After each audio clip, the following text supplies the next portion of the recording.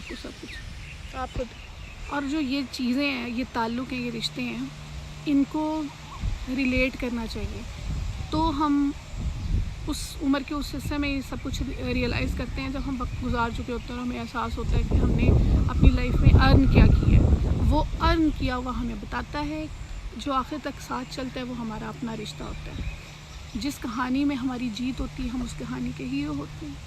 अच्छा, जैसे आपको हम यंगस्टर से ज़्यादा एक्सपीरियंस है, ठीक है, तो क्या हमें इन रिलेशंस का या इन अलाइंसेस का कि कौन से ट्रस्टवर्दी हैं या कौन से ट्रस्टवर्दी नहीं हैं, क्या ये हमें रास्ते पे या रास्ते पर चलने से और मंजिल पर पहुंचने से ही पता लगेंगे?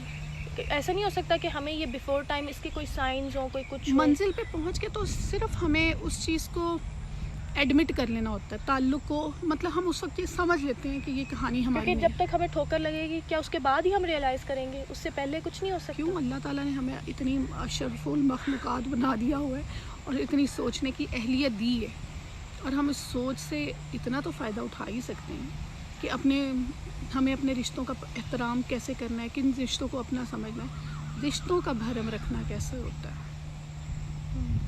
वही रिश्ते अपने होते हैं जिनके साथ आप शेयरिंग करते हो। हाँ। और वही शेयरिंग आप उनके साथ करते हो जिन पर आप एतमाद करते हो। और जो चीज़ आपको लगे ना मलाइका कि अपनी नहीं है, तो उसको छोड़ देना चाहिए। उस एहसास को अपने अंदर से ये सोच के निकाल देना चाहिए, और हमें एडमिट कर लेना चाहिए। हम एडमिट नहीं करते। हम मानते नहीं ना कि नहीं हम अपने से भी झूठ बोलते हैं, अज्यूम कर लेते हैं, अपने आप को भी उसमें रखते हैं, एक धोखे में रखते हैं। और आपको पता है, पहली थॉट और पहली सोच हमें ये बता देती है, एक्चुअल सोच हमारी पहली होती है। फिर तो हम ओवर थिंकिंग करके कि उसको अपने अकॉर्डिंग